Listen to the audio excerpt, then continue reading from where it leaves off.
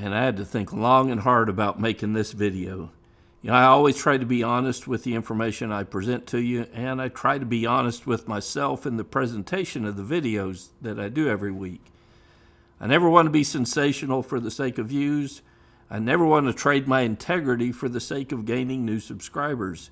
It's too easy to chase numbers for numbers' sake on YouTube, and before long you're saying things that you don't really believe, or you're showing content that you can't fully stand behind for the sake of views and subscribers. It's a trap on YouTube.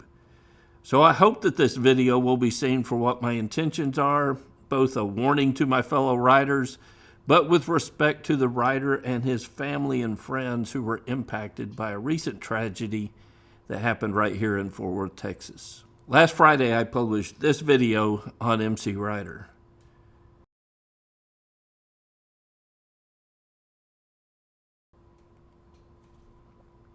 A few days before that video was published to you, I was sitting right here, in fact, right over there, and I was writing the content for that video. Little did I know that a mere 20 miles from where I was sitting, writing and preparing for that video, that a fellow rider was experiencing what I was talking about in real time. So let me show you some clips from my video last week and some clips from the news report describing the crash that our rider had.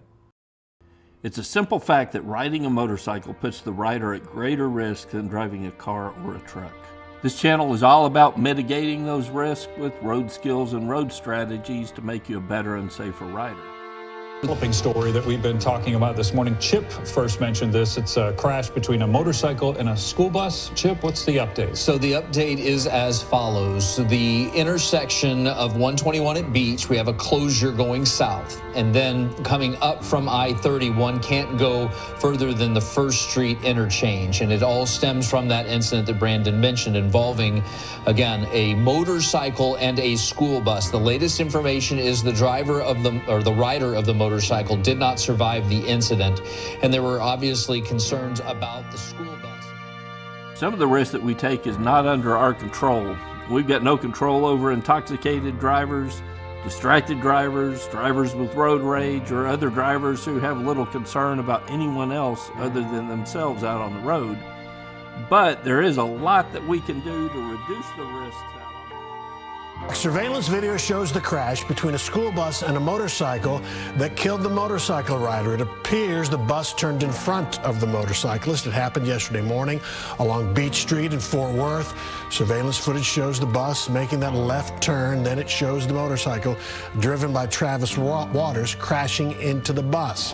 Fox 4's Peyton Yeager spoke to the Waters family and friends, and she's informed.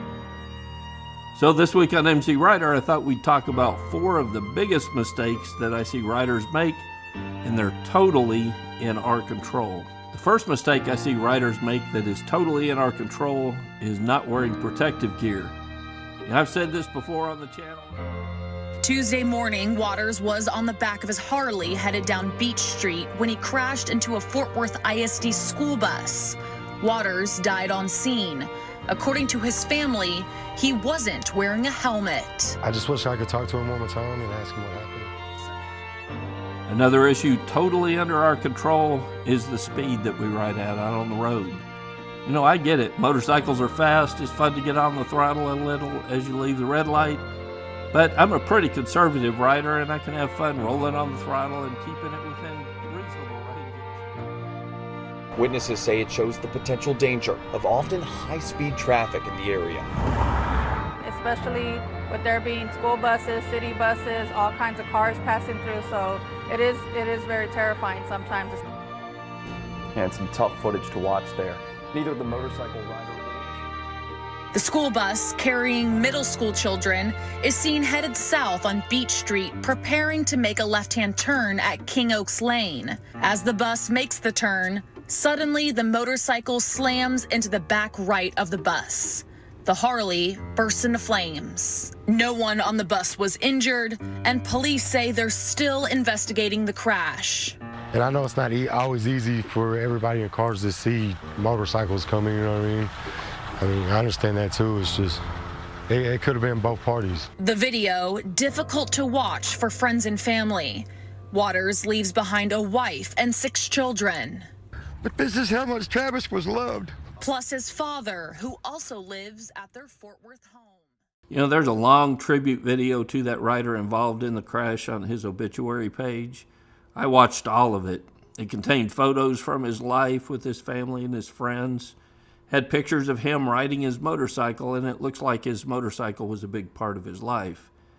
You know, while riding can bring us a lot of joy in life, it does not come without risks, but we can reduce many of those risks by wearing a helmet, keeping our speed in check, learning proper road skills, especially emergency braking and swerving techniques, and then practicing them to keep them fresh, and always riding with a good road strategy, especially looking ahead, seeing and being seen. You know, it can all change in an instant out there on the road, and sometimes we don't get a chance to make the same mistake twice. So I want to encourage everyone watching this video to get proper in-person training and then practice that training on a regular basis. In addition, wear riding gear, especially a helmet, in case all that training goes out the window when some other driver makes a mistake out on the road.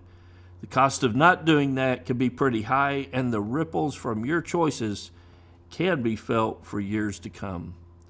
Till next week, guys, it's Kevin with MCrider, and I'll see you on the road.